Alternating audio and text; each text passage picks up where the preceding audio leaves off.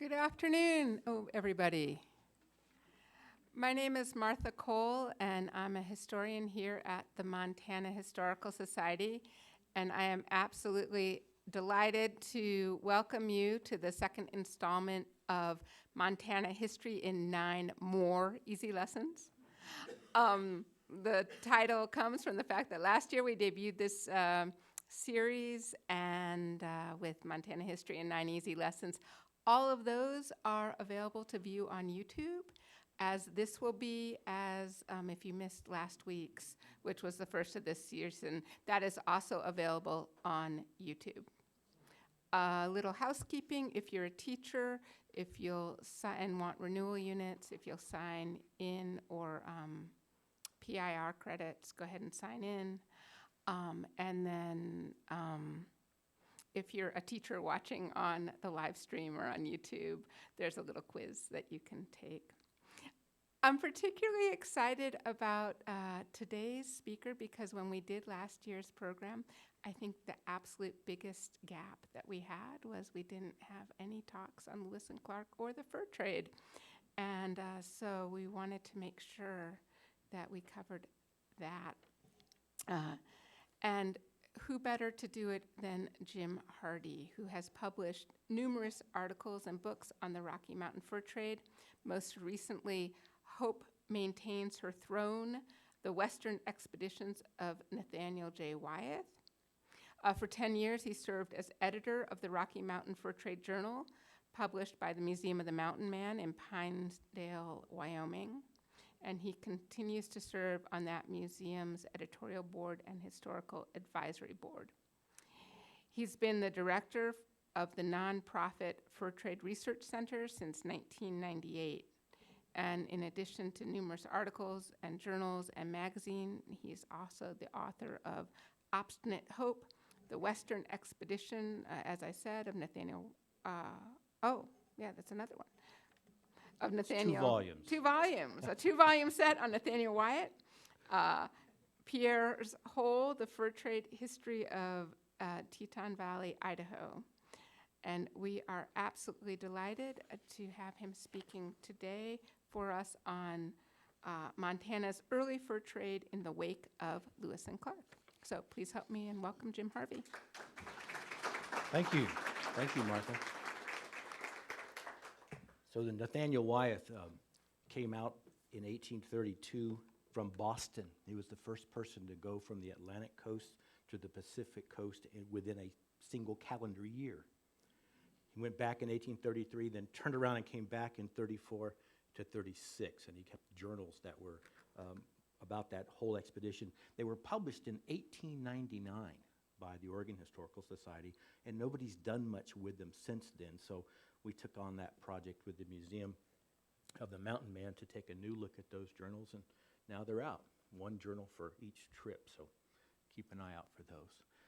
So today we're going to talk about the fur trade in the wake of Lewis and Clark. We're going to look at those specific years that followed the expedition. 1806, the expedition reaches St. Louis, so we're going to look at 1806, 1807, 1808, up to about 1810. We're not going to even get into the rendezvous period, which if that's what you're hoping to find, you'll just have to have the society bring me back, and we'll do 9 easy lessons yet again. So the fur trade in Montana really is kicking off about the time that Lewis and Clark are coming back. Now there's 2 things I want you to keep in mind. One is that in 1803, when Thomas Jefferson was elected president, 2/3 of the American population lived within a 1-day's horseback ride of the Atlantic coast. There were only 2 roads that crossed these mountains. So everybody was pretty concentrated. And as the American population pushed west, they're pushing the Native Americans on into their west. And one of the key pieces of the economy of that early period was the fur trade, basically from the time of the Pilgrims on. And primarily, they were after beaver. Why beaver? Beaver's hair makes the finest quality felt of any animal's hair, and it was used in the hat-making industry to make felt hats. All animals' hair, including yours, can be made into felt. If you think of dreadlocks, that's like almost felt. Okay. But the beaver hair makes the best felt, and so the hat-making industry had pretty well wiped out the beaver in Europe. And as we began to move into the North American continent, of course, the beaver populations were pretty good, and they start sending all these furs back over to France and Paris and England, where the hat makers are turning them into hats. Second thing is that this area that we call Canada today was pretty much controlled by British fur companies. The Hudsons Bay Company and the Northwest Company were the two key ones. And about the time of Lewis and Clark, they're beginning to push more westward and more southerly. So we're going to see incursions of Northwest Company and Hudson's Bay as we go through our talk today, as well as the Americans that are coming out. So keep those two things in mind. Fur trade, a very important part of the economy of early America, and those British companies that are moving down into what became the United States once the Louisiana Purchase was made. All right, so one of the first persons, the Euro-Americans, who may have seen part of Montana were the Louis and Francois Virendra brothers. They had come down out of Manitoba area down to the Mandan villages. You'll see these Mandan villages cropping up a lot in these early historical periods. Lewis and Clark spent a winter there with the Mandans. It was a very important trade center. The Native Americans had these trading rendezvous that go way back into prehistoric times. A very key one was in the Mandan villages. There was a big one on the Columbia Plateau. The Shoshones down in southwestern Wyoming area had a big one in the Comanches. Those were really key trade centers for a long, long time. And so a lot of people would come into the Mandan villages and then spread out from there. So the Virendra brothers, their instruments broke. They lost their journals. They didn't do a very good job of planning, I guess. And they got into maybe southeastern Montana. They talked about seeing some mountains. They thought they might be the Rocky Mountains, might have been the Bighorns, but we're not positive of that. After them was a fellow named Pierre Menard. He was a French-Canadian trader who claimed to have been on the Yellowstone as early as 1795. So that's still about almost 10 years, I guess, 8, 9, 10 years before Lewis and Clark. Another fellow that crops up from time to time, his name is Charles LaRoque, and he was said to have traveled as far as the mouth of the Bighorn in 1802, but there's a lot of doubt about the authenticity of the journal that he kept, so most historians have kind of downplayed the idea of LaRoque. So fourth in line was Francois Antoine LaRoque, and he was from the Northwest Company. I mentioned them earlier, and he came down from Fort Assiniboine, which is up in the Manitoba area, again, down to the Mandan villages at Knife River. And then from there, he traveled with a party of Crow that were returning home, crossed down onto the Powder, gets over to the Yellowstone, and he makes his trip home via the Yellowstone. So LaRoque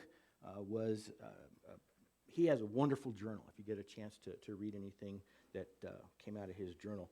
And he actually met Lewis and Clark in 1804. He made two trips, one in 1804, one in 1805. He met Lewis and Clark at the Mandan villages, and there was some discussion about him accompanying Lewis and Clark, but the American officers were afraid that having two different countries involved as they introduced themselves to Native Americans would be confusing, and ended up not inviting LaRoque to go. So he comes back, and he actually is on the Bighorn and the Yellowstone probably about 10 months or so before William Clark gets there.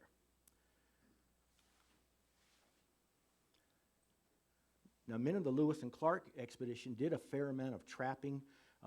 We constantly see in their journals about catching beaver or shooting beaver. We know at least 3 guys had traps. There were probably more than that, but at least John Colter, George Druyer, and William Broughton had traps. And between the Little Missouri, which is over in North Dakota, and the Great Falls, there's at least 100 beavers that get recorded in the journals. The problem is they use vague terms like they got some beaver, they got several beaver, so we can't get an exact count, but we can get at least to 100 in that that stretch of the river as they're heading to the westward. Altogether, they caught or shot more than 200 beaver. Now, when they got to the Marias, if you remember the story, when they got to the Marias, they had to decide whether the Marias was the main river or the other one, which one were they going to follow. And they ended up building a cache there. And George Druyer decides late to cache half of his traps. So he puts 3 traps in a hole. Everything else has already been buried and covered up, so he digs his own little cache and buries them. He couldn't find those when he came back. So if any of you are of a mind, you might get your metal detectors and go poke around the Marias, and you may find the traps still buried there from 1805. On the return journey, the harvest and fur was far less in number, and there's a couple of reasons for that. One is that they're heading home. They're going downstream now. They're making good time, and they're more interested in traveling. They're anxious to get home. And they do record quite often of seeing abundance of sign of beaver. Lewis noted on the Marias River that there was a lot of sign. Clark talked about them on the Jefferson, the Gallatin, the Yellowstone, and numerous tributaries of those rivers. And while they were camped on the Wisdom River, which is today's Big Hole, Clark says that the flacking of the beaver kept them awake all night long. Now, flacking is kind of an esoteric term, but Clark uses it 3 or 4 times in the journal, and it's always about slapping or whacking. He talks about the waves flacking on the side of the dugout. If you've ever heard a beaver flap his tail on the water, it's actually quite loud. It's a pretty good report. And if you can imagine putting up with that all night long, it would be a very disturbing night of unrest.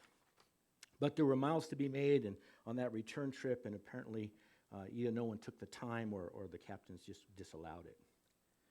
So one of the first things that crops up in terms of fur trade is Joseph Dixon and Forrest Hancock. And you're probably familiar with this story. August of 1806, they're almost back to the Mandan villages. Dixon and Hancock run into Clark, because Clark's ahead of Lewis at this point. They had split up. And then a little bit later, they run into Lewis, and John Colter is there with Lewis, and they all go back to the Mandan villages together.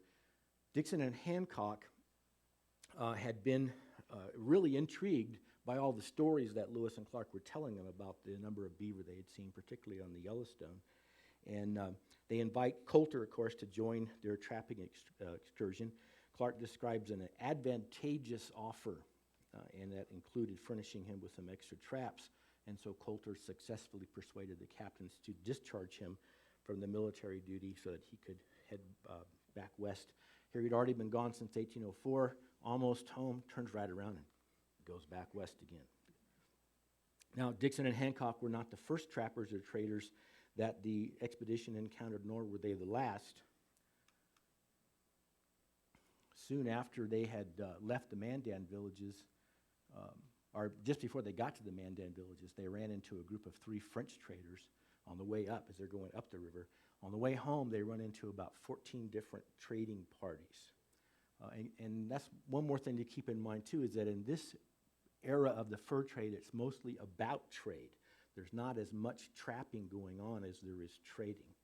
It was much more interaction with tribes. Hudsons Bay Company would build forts or trading posts. They always called them forts. It didn't take much to call it a fort. A rude cabin could become a fort. But Hudsons Bay Company would build more of a regional center and invite the Native Americans to come into their post to trade. Northwest Company was a little more localized. They would build trading posts and then send traders out to tribes to bring the furs back in. And as Lewis and Clark are coming down the river, headed home in 1806, going up the river between August and September when they get back, they pass 14 different parties of traders going up the river. They soon after Colter, Dixon, and Hancock leave, they run into a company led by Francois Rivet. They meet Henry Delaunay a few days later, party with goods owned by Auguste Chouteau, Robert McClellan, and Ramsey Crooks. Pretty soon they meet the Robidoux party, just one party after another that are headed up the river. A lot of times you hear people say, man, when Lewis and Clark came back, the fur trade took off. But the fur trade had already taken off. It had been and still was an integral part of that frontier economy. So these parties are all the vanguards of the many, many parties that would soon follow. Thomas James, who goes up the river in 1810, he said that the accounts of the wild region with those of their companions, speaking of Lewis and Clark, excited a spirit of trafficking adventure among the young men of the West. So certainly the news traveled fast that, hey, Lewis and Clark are back, and they're talking about this abundance of fur-bearing mammals in the Rockies. And that did get everybody excited about it. But the fur trade was alive and well even before that. Lewis and Clark probably never knew that what they had said, Lewis had said in one of his reports, the Missouri and all of its branches from the Cheyenne upwards abound more in beaver and common otter than any other streams on earth. And they probably never connected of how that would affect future exploration and western expansion, because it did encourage a lot of people to head into the west towards the Rocky Mountains. So Dixon and Hancock, they had left Illinois in 1804 and probably spent that winter with the Lakota Sioux. They worked for a fellow named Charles Courtin, and we'll talk about Charles Courtin here in just a little bit. Anybody ever heard of him? No hands. Charles Courtin, integral part of early Montana fur trade. You're going to take something home today. How about that? And a few days after their meeting with Clark, John Colter, of course, joins them on a trapping venture that's going to last about 2 years, or at least was planned to last about 2 years. And it was later that fall, before winter sets in, even that in those first few months of being together, Dixon, whatever reason, Colter and Hancock decide that they don't want anything more to do with Dixon, because they're kind of have a little falling out. So they built a dugout canoe, and off they go, headed back down the river. Colter and Hancock had cached some furs. They dug them up, and Dixon spent the winter by himself. He had a later friend that he told this story to. He was an itinerant preacher, and he writes all this stuff down. He said that Dixon dug his cave in the side of a steep hill and took up winter quarters all alone. And of course, it didn't take long before he was afflicted with snow blindness. And he was utterly helpless and hopeless, says his friend, and he prayed to God for mercy and deliverance. And he was impressed to use the inside bark of a certain tree as a poultice on his eyes. And when he washed his eyes, lo and behold, he awoke and his eyes felt easy. The inflammation was evidently subsiding, and in a short time his sight began to return and soon was entirely restored. Wonderful. Great story. So with the coming of spring now, Dixon loads his canoe up with the beaver pelts that he has left, and he heads down the Missouri, heading back east. These three guys are believed to have gone up the Yellowstone, at least as far as the Bighorn, if not farther. Family tradition says they made it well beyond the Powder. Others believe that they might have gone as far as Clark's Fork Canyon. But at any rate, they were just days away from the richest beaver streams in the Rocky Mountains at that time. And Colter, of course, he had been through most of that area, and he was probably acting as a guide. So this little trio of free trappers should be in the running for consideration as the first American mountain men. Now, it depends on how you define that. If we talk about Americans, who are they? Well, anybody in St. Louis in 1803 at the Louisiana Purchase now become American. So they would qualify into that. We talk about the Rocky Mountains. Do we go all the way down into Santa Fe, New Mexico area? Because the Rocky Mountain is a long chain. So depending upon how we define first American mountain man, there was a fellow in the Santa Fe area who was in the Rocky Mountains, southern Rocky Mountains, about 18 months before Colter hit Dixon and Hancock, and his name was James Purcell. Sometimes you'll see it Pursley, but he, in my opinion, was the first American mountain man, and not John Colter. But you always see John Colter as, first American mountain man. But he was there with Dixon and Hancock as well. Now, Charles Courtin, we mentioned him just a minute ago. He was also ran across Lewis and Clark about a month after Dixon and Hancock and Colter took off. Courtin was a French-Canadian who had been active in the fur trade of the Great Lakes region, but he had been on a trading expedition in the upper Missouri since about 1804. Courtin had planned to get as far as the Great Falls of the Missouri by the spring of 1807. And then this is what he's telling Lewis and Clark, that he's headed upriver, wants to get as far as the falls. And apparently he passed through the Great Falls area and established a trading post near the Three Forks, where the Gallatin, the Madison, and the Jefferson come together to form the Missouri River. Probably a lot of you have been there. It's not that far from here. It's a wonderful place to go for a nice visit.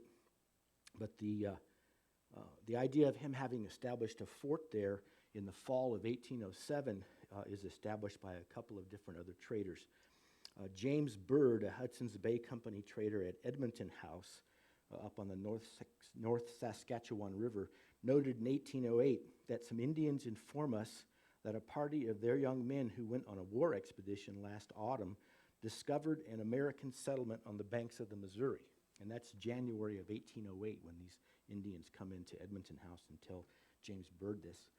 Another report comes from Finan McDonald, and he was an associate of David Thompson, who we'll talk about in a little bit, also of the Northwestern Company.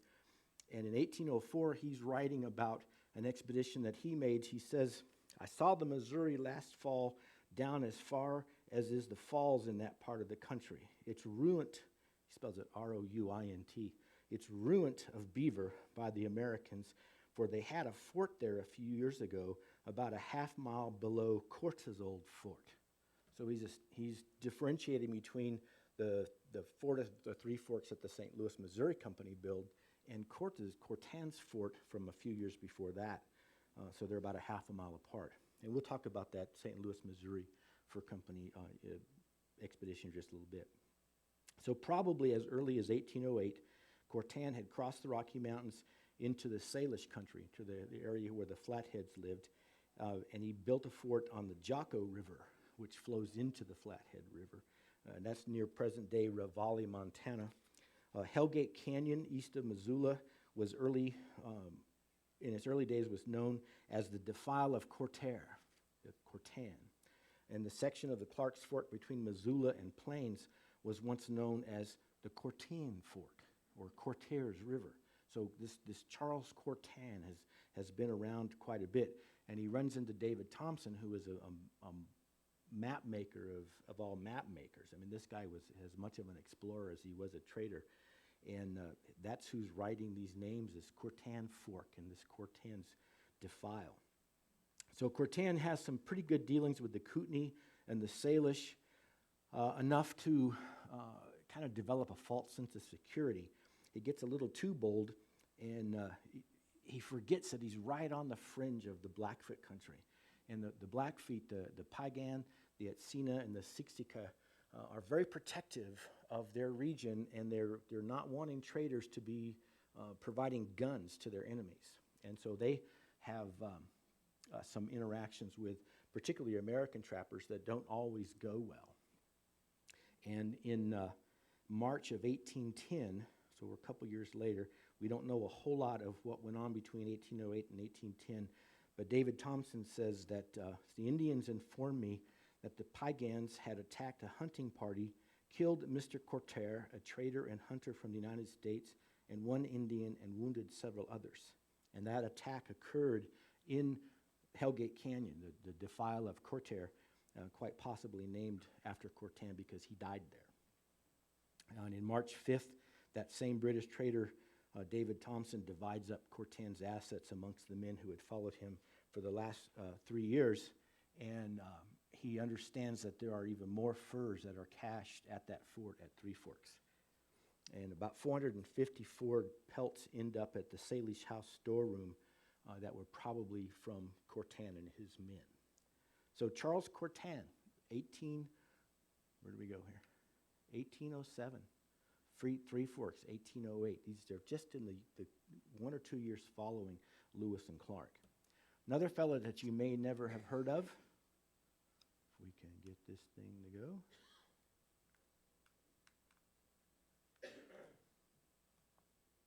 All right. What are we doing here, Randy?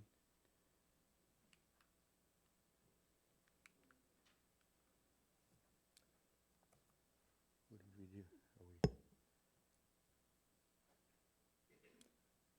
that the problem? Yeah, I don't know. Oh, here. Here we go. There we Okay. Another fellow. Thank you. John McClellan. Who's heard of John McClellan? Couple of. All right, good. There's no Charles Courtin, but John McClellan. That's good. McClellan also meets Lewis and Clark just a few days after Courtin. 3 days after Courtin pulls off, here McClellan shows up, and he has some big discussions with Lewis and Clark. Now, McClellan, a fellow named John Jackson wrote an entire book on John McClellan. It's called By Honor and Right. And a lot of it's a fairly speculative book because we don't know a whole lot about McClellan, but he was involved with Wilkinson and Burr and that whole conspiracy that was going on that got Burr in so much trouble. But he had planned to go up the Missouri as far as the Platte, then go up the Platte to where the Pawnee trails all head down to Santa Fe. It was a very well-known trail from the Pawnee villages along the Platte that went down to Santa Fe. And his original plan was to do that. But once he had some discussions with Lewis and Clark, he decides to go on up the Missouri. He winters near the Mandans. And in the spring of 1807, he and his men travel up the Yellowstone. So they've gone up the Missouri to the mouth of the Yellowstone. Up the Yellowstone River they go. By July, he's traveled beyond Three Forks and was encamped near the Flathead River across the Rocky Mountains. He's now on the Pacific drainage. He's not in the United States anymore. He's the border for the Louisiana Purchase was the Continental Divide and the tributaries that drained into the Missouri River. So once you cross over that divide, you're not in America anymore at this period of time. So he is camped on the Flathead River on the Missouri. He's left the Missouri River drainages, and of course he has a run-in with the Blackfeet. We don't know a lot that happened between 1808 and 1809, but by late fall of 1810, McClellan is also killed by Blackfeet. He had just about a dozen men at that point, and they were operating somewhere between the Three Forks and the Great Falls. Not really sure exactly where this whole thing happened, but some Indians came into the Edmonton House again. Edmonton House became a real central station for the people that were trapping in Montana that got killed by Blackfeet. The Blackfeet would take their stuff to Edmonton House. And so when we get to some of the later mid-1820s, Edmonton House is having beaver furs that are stamped with Emmeline Jones's mark, and they even talk about Lewis and Clark journals showing up that they got from these mountain men that were trapping later in the 1820s. So Edmonton House is a real good source of information about what was going on in Montana in the early days. But these Indians show up at Edmonton House, and they admitted that they had killed an American, and the 10 or so that were left, they stripped them of their valuables, drove the horses off, and that was indeed while John McClellan was killed. So we don't know a ton of information about what he did, where he went, but he was here as early as 1807 and was gone by 1810. Now, we mentioned David Thompson. This is an interesting image. There's no known picture of David Thompson, but this is a composite drawing that was done by an artist based on physical descriptions from 3 different people that knew David Thompson. Uh-oh, what did we just do there? No, I hit that button, see.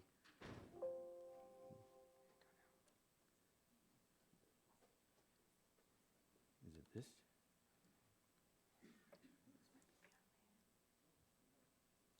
Give me just a second here.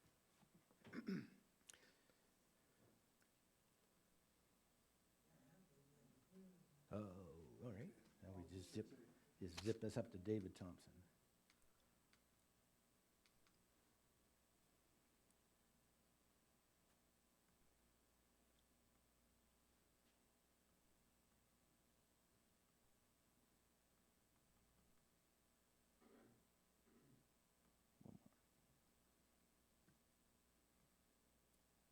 All right.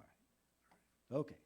So this composite image, one of his granddaughters said he looked a lot like John Bunyan, the 17th century preacher.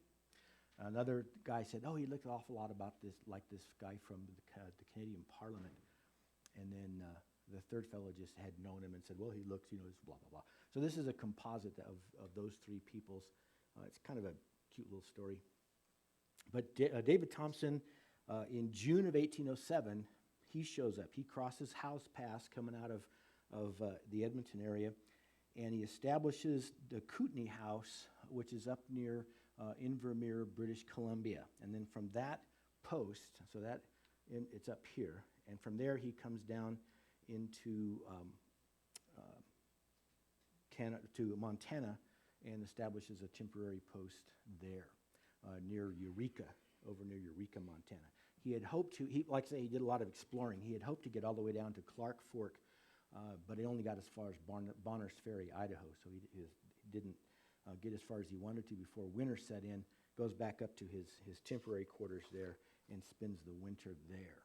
Now his second in command is Finan McDonald. He's the one that talked about how the beaver country was ruined by the Americans. Thompson builds a second temporary post near Libby, Montana, and eventually yet another one over by Thompson Falls. Thompson Falls is named for David Thompson. So David Thompson and his Northwest Company trading partners are all up and down here. The main post, again, is up here near Invermere, but he ends up with three posts. I've got a nice little summary map at the end that you can see the relative positions of those. So in 1809, Thompson establishes two more trading posts, Cullyspell House over on Lake Pend Oreille, and Salish House, which is the one that's known as the Flathead Post there. And he reassigns McDonald to Cullyspell House after a while, and he himself operates the Thompson Falls Post for a while. Christmas of 1809, although there's not a whole lot of recording about it, it's probably the earliest Christmas on record that we have Euro-Americans in Montana. Okay, just so you know that. You can remember that, write that one down for a little later on. So he explores and maps all over. I mean, he's just all over the Pacific Northwest. This guy, Jack Nesbitt, if any of you have read any of Jack Nesbitt's book, he's got some wonderful books on David Thompson. Carl Haywood has a really good book out as well. And the guy was amazing. As a map maker, he was just really, really excellent. But he ends up leaving the region for good in 1812. Now, of course, the Hudsons Bay Company, they're wondering what old David Thompson is up to. And so in the summer of 1810, they send Joseph House down into Montana, what's now Montana, to see what David is doing. And he ends up building a trading post at the north end of Flathead Lake. The exact site has not been determined. It was probably on Ashley Creek, just a little bit west of Kalispell. Joseph House built House. Say that 10 times as fast as you can. So that's the summer of 1810. He also describes crossing the Continental Divide in December of 1810 and going into the Three Forks area. He wrote in his journal, with a couple of my men, I accompanied the Flatheads to the head branches of the Missouri, then returned to our house in February of 1811. So if you can imagine traveling between December and February to go from Kalispell down to the Three Forks and back. Oh, what a wonderful way to spend your winter. This is the first and probably the only post that Hudsons Bay Company builds on the American side until the 1820s. So they weren't really active. They stayed pretty much up in Rupert's Land. They had a royal charter by the British government to basically monopolize the trade of all the waters that drained into Hudson Bay. Hence, they are the Hudsons Bay Company. And there is an apostrophe S on the Hudson, so if you see Hudsons Bay Company, that is correct. And they got that charter in 1670. And they would like to stamp HBC on a lot of stuff. And pretty soon, a lot of the Americans particularly were saying that stood for here before Christ. Because they had been around a long time. But Joseph House one of the first Hudsons Bay fellows to come down into Montana and American Company. So the interesting thing that's going on now is, I mentioned before that the Blackfeet are very, very protective of their enemies not being given guns by these traders. The firearms became a massive change in the balance of power. Prior to that, it was the horse. When the horse began, the Shoshone were one of the first tribes up in the Rocky Mountain area to get horses, probably in the early to mid 1700s. And that shifted the balance of power to the Shoshone, because now they could raid a village and be gone in no time, be out of bow range in no time at all. And it gave them a real big advantage. Then in the mid to late 1700s, with the fur traders giving or trading firearms to a lot of the tribes in Rupert's Land, the Canadian area, particularly the Blackfoot Confederacy, that balance of power now shifts to the firearm. And what the horse brought, the firearm was able to now take you out. So this balance of power is shifting, and they're very, very critical about the traders that are coming into the area, and they develop, sometimes we refer to it as the Blackfoot Wall, and we see that with the American trappers particularly. They start out trying to trap in the Blackfoot country, but there's so much negative interaction between death and stealing and horse raiding and things like that, that they ignored the Blackfoot area for a long time. It's not until later in the 1830s, mid-1830s and beyond, that the American companies start taking larger brigades back into the Blackfoot country, because by that time, that's the only place there were any beaver left. They'd pretty well trapped out the Rocky Mountains. This is a wonderful painting done by Carl Bodmer in the 1830s called Encampment of the Pikehan Indians. And you can just see how massive of a village this is. And they were not happy with Northwest Company or Hudsons Bay Company, and they were determined to not allow them to trade firearms to their enemies. And they had built an effective blockade in a sense. And Thompson recorded that one of their chiefs declared that if they again met with a white man going to supply their enemies, they would not only plunder and kill him, but they would make dry meat of his body. So they were pretty serious about protecting their lands. So that house was operated only through the winter of 1810 and 11, and was abandoned the following spring. So it was just about a year duration that Joseph House was down here.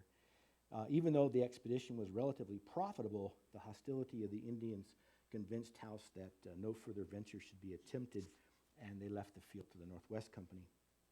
And the Northwest Company didn't stick around terribly long either. They moved out into the Columbia region real quickly.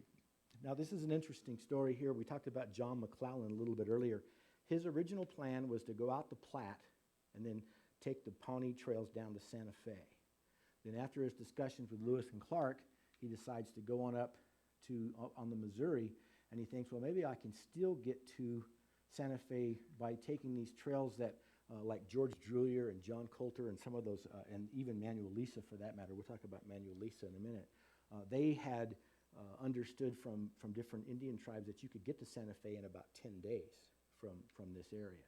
And we even see that in Lewis and Clark journals, that they're hearing reports that, hey, we can get to the Spanish settlements by going down this way.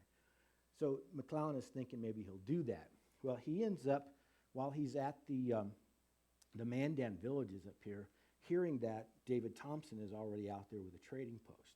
And McClellan, like I say, he was involved with General Wilkinson, and he had been himself in the military. So he writes this letter, this wonderful little letter. It was dated July 10th and delivered on August 13th of 1807. And remember, Thompson only gets there in like June of 1807, so he hasn't been there very long. And this letter is bringing dire warnings that Thompson is in United States territory, and he gives all this detail about how you got an obligation to the government. You have to pay export taxes and import taxes. You can't hoist a flag. You can't give Indians liquor. I mean, there's this triage of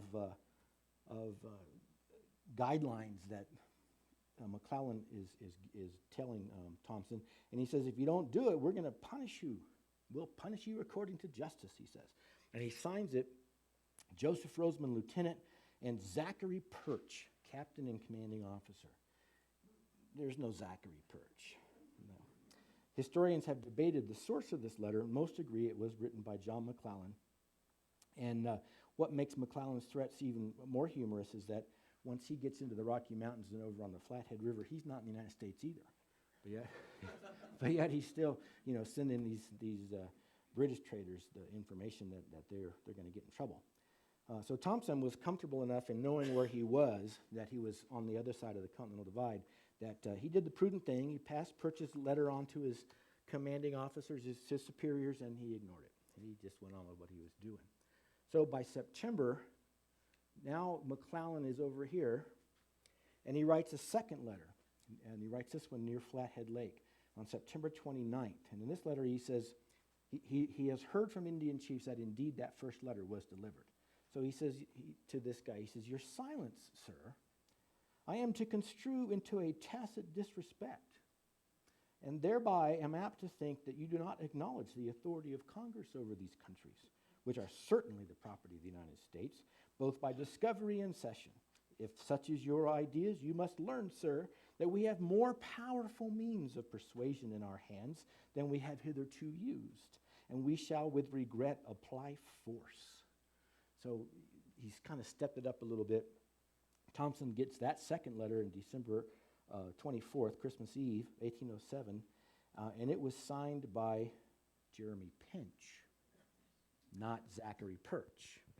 So, either McClellan didn't remember the rank and the name he used, before, or he was just, befuddled, whatever it was. But it's a fascinating little story of how this American is trying to get the British people to toe the line, so to speak, out there. Thompson wrote a polite reply saying, "I'm not authorized to respond, so I'll give this to my boss," and he ignored that letter too. But fortunately, when those letters get into the Northwest Company trading post and the higher-ups, they get recorded in the journal, so we have record of these letters being sent. Now, the fellow I mentioned a little earlier, Manuel Lisa, this fellow is a Spaniard. He came up through New Orleans, and he's active on the lower Missouri River with the Indian trade. And in 1807, he takes a brigade of about 60 to 70 men up the Missouri to the Yellowstone, up the Yellowstone as far as the mouth of the Bighorn, and he builds a trading post there. So on their way, they meet John Colter, and they convince John Colter that he should come with them. So John Colter left St. Louis in 1804. 1806, he's on his way home. Dixon and Hancock pick him up. They go back. 1807, he's now coming home again. Lisa picks him up. Back he goes again. This guy he must really like roughing it. That's all I can say. So 15 years later, Andrew Henry is going to build a post in this same spot, and it becomes a very, very popular fur trade point. Nathaniel Wyeth in 1833 reported that the stretch of river between the Bighorn and the mouth of the Yellowstone was probably the best trapping area he had seen. And so he builds this fort, Manuel Lisa does. He calls it Fort Ramon, names it after his son, Fort Ramon. That gets anglicized very quickly into Fort Raymond. Sometimes you see it called Lisa's Post, but Fort Ramon was what Manuel Lisa actually called it. Now, while they get there in November, and while the construction is going on, Lisa sends John Colter, George Druyer, Peter Wieser, and Edward Rose out to invite the local Indians and tribes to come in. Now, this is the point of land where it may very well be that the fort was built. This is a map that was drawn by William Clark based on George Druyer's report, and those two little squares right there are the fort. On that rock that's very close to there's these inscriptions. It's not absolutely positive that these are original inscriptions, but a lot of people, a lot of fur trade historians, make pilgrimage there to pay their respects anyway. So Colter and these guys are headed out to invite local Indians to trade. Colter that whole story is pretty well, you guys all heard Colter, right? You know that whole story. He likely went through the region that would become Yellowstone National Park. For the longest time, they felt like he had actually crossed over the Tetons and then come back over Conant Pass, back down around Yellowstone Lake. New information during the Lewis and Clark bicentennial, they did some forensic enhancements to Clark's manuscript map, and it was much easier to see what was going on. And there is a little portion, this says Colters Route. So this little dotted line that comes right down here is Colters Route, and right here it intersects with the route of the Astorians. And so Colter is following the same route as the Astorians over to about this point. It isn't real clear. That says Gap right there, and that says Peaks. So this is Teton Pass and the Teton Range, but there's a little bit of a trail that goes up this way. And so John Logan Allen, a very well-known geographer, made a real big, real important paper that said Colter probably went around this lake, Lake Biddle, and then around Eustis Lake. Eustis Lake will soon become Sublet Lake. Sublet Lake will become Yellowstone Lake. So a lot of historians say, well, if that's Yellowstone Lake, Lake Biddle must be Jackson Lake. But if you follow the stream that comes out of Lake Biddle, it becomes the Bighorn. So that is Brooks Lake. And so it's very likely, and this is, of course, what Dr. Logan promoted, was that Colter turned up by Brooks Lake and went probably through Bear Cub Pass down into the Yellowstone area and never crossed over the Tetons. And, of course, the people in Teton Valley, where I live, they take offense at the fact that anybody might think that Colter did not go there. So that's an interesting little bit of twist on Colter's route. So if you see, this is the way the trail, according to Dr. Logan, would go, as opposed to crossing over the Tetons and back. It's controversial. It's one more thing to argue about. You always got to have, was Meriwether Lewis murdered or did he commit suicide? I mean, we could debate that all day long as well. Okay, so Colter, of course, in the summer of 1808, he's trapping with John Potts. This is probably the most famous John Colter story. They're on the Jefferson River near the Three Forks, and a large party of Blackfeet come along, and Potts gets killed right away. Colter is forced to strip naked and run for his life. He actually covers about 5 miles between the Jefferson and the Madison River. When he gets to the Madison River, he gets up into this log jam. So one report says it's a beaver dam, one says it's a log jam. Everything that we know about John Colter, we know second and third hand. Okay, there's very, very little that he actually wrote that exists, but that's probably one of the most famous stories of the early Montana fur trade. Now, over the next few years, Lisa is going to build a number of forts. Here's Fort Raymond. Cedar Island was a pretty early fort for him on the Missouri, but he builds a fort at the Mandan villages, a little bit south of the Mandan villages. He gets over to Fort Henry at Three Forks, and then Fort Henry evacuates. We'll get to that in just a second, and comes down onto Idaho lands. So Lisa had a pretty good string of furs. He comes back into St. Louis in 1808 and goes back up in 1809 himself, while his men are still out here at Fort Ramon. And in the spring of 1809, he takes 170 men, the largest expedition to date, that go up the river, and heads up to Fort Manuel. And from there, he sends men over to the Three Forks. Now, Thomas James, this is him a little bit later in life. He was one of the first-person accounts of that trip into the Three Forks area in 1810. They get over there in April, and between the grizzly bears and the Blackfeet, they're out of there by late August. So they're only there about 4 or 5 months, but they do build a fort right in the point of land where the Jefferson and the Madison come together. That party was led by Andrew Henry, Reuben Lewis, who was Meriwether's brother, and Pierre Menard. And like I say, they get there in April, so they're traveling in the late winter, early spring. They run into snow blindness on their way. They have a really difficult trip getting over there. But the Blackfeet do show up again. They kill about 20 trappers. They steal a lot of horses, steal a lot of traps, steal a lot of beaver hides. And so probably by late August, they're gone.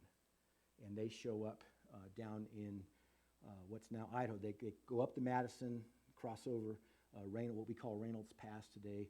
Henry discovers the lake that's named for him, and they end up setting up a little collection of cabins called Fort Henry on the North Fork of the Snake that is now today known as Henry's Fork. This is a wonderful little map over in the Three Forks Historical Museum. The Historical Society has that. It was drawn in 1934 by a fellow who had lived there since the 80s, and this is where he says the fort was located. And he shows this wonderful little place here where Sacagawea was captured.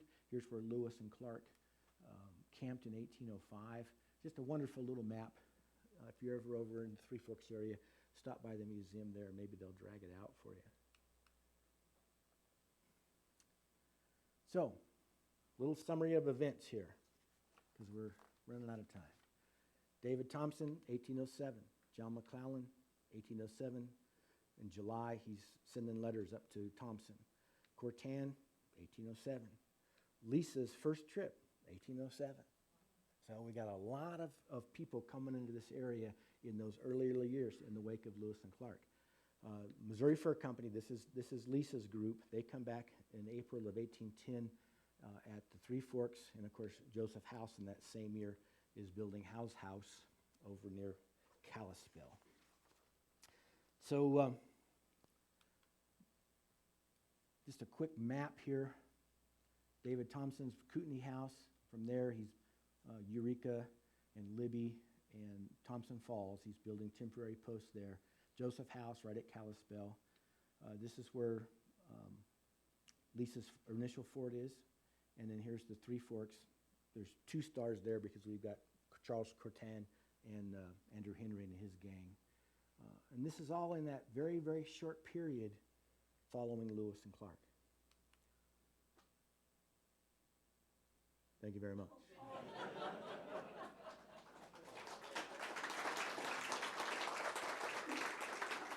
$4 in that early time period, and they were sold by the pound.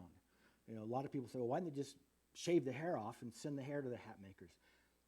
That's what they tried to do, but the hat makers were finding that some unscrupulous fur traders were mixing in other furs. So they'll say, we're only going to take the hide if it's still, the fur if it's still on the hide. So the first thing the hat makers got to do is shave that hair off. And then the actual leather, the rawhide, gets made into glue or can be used for linings and things like that.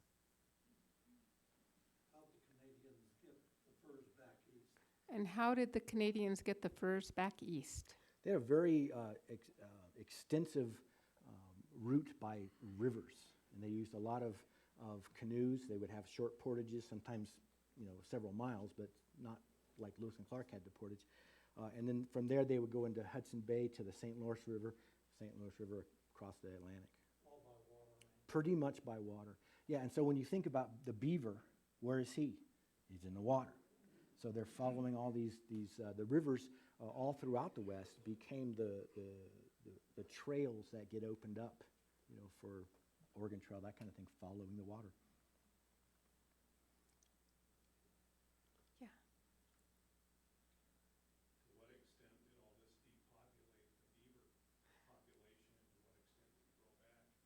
To what extent did this depopulate the beaver, and to what extent did the beaver come back?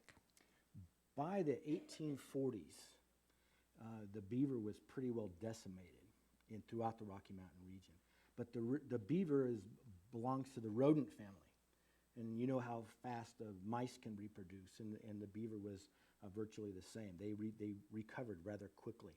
Hudsons Bay Company, oddly enough, had some idea of trying to be a little bit conservative and not trap an entire population from a given pond or stream.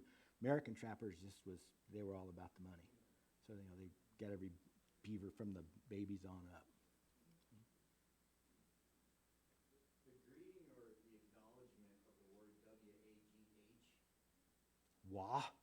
Can you pronounce it? Wah. Wah.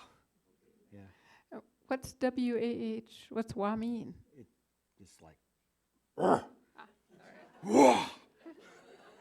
And how real that is up for debate. I just see it every Yeah, you see it. Been curious how they said it. Yeah, and what happens is in the well, as early as 1830, we got James Fenimore Cooper, writing about trappers and stuff. But in the early 1900s, we start to see a lot of novels coming out about Kit Carson and all that kind of stuff. And these guys, George Ruxton, he's writing in the 1840s and 50s, and they're making up conversation. And so now we think, oh, that must be how they talked. But when you look at the journals that these guys kept, they're not talking that way in the journals. So it's probably an author's tool, to make the story more interesting. Drouillard was killed down by Three Forks. What time frame was that, and what party was he with? So when was Drouillard killed by Three Forks, and who was he with? George was with that party in 1810 that came over. Lisa sent over with Andrew Henry and Reuben Lewis and Pierre Menard, and they had gone up to Jefferson, and the Blackfeet were attacking them continuously, and so everybody was kind of almost like a siege. They were just sitting in the fort, but Drouillard finally says, look, I'm half Indian. You can't out-Indian me. And he starts sneaking out, and he's getting pretty lucky. He's coming back with beaver hides. So one day he and two Shawnee hunters go with him, and they get attacked by Blackfeet. Closer to Whitehall, there's a place called Point of Rocks, and that's pretty much where Drouillard was killed.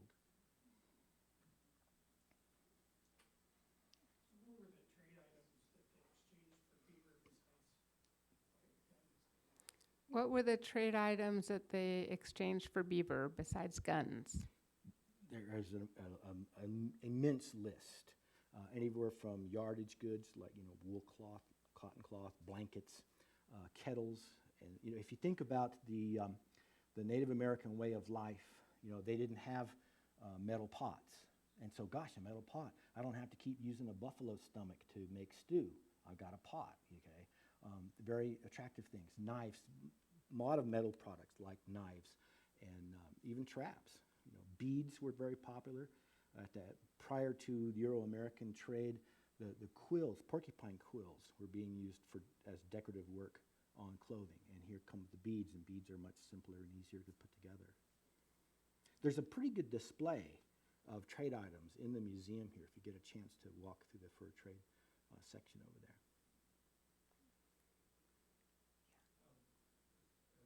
Pertains to Colter, you often hear the phrase Colter's hell in Yellowstone Park, but I read somewhere that perhaps that was a misnomer, that his hell really wasn't Yellowstone Park, it was some other location, and like in Wyoming. I read that somewhere, but I don't know which was. So the question is, and this will be the last question before we break, was Coulter's Hell in Yellowstone or possibly somewhere in Wyoming? It's actually closer to Cody, Wyoming. There's some hot springs and volcanic kind of a geyser activity just a little bit west of Cody, and that's what most historians believe was Coulter's Hell. One of the early park managers decided that, oh, Coulter's Hell, what a great story. That's got to be Yellowstone, and he kind of promoted that whole thing. But Coulter's Hell was never Yellowstone National Park.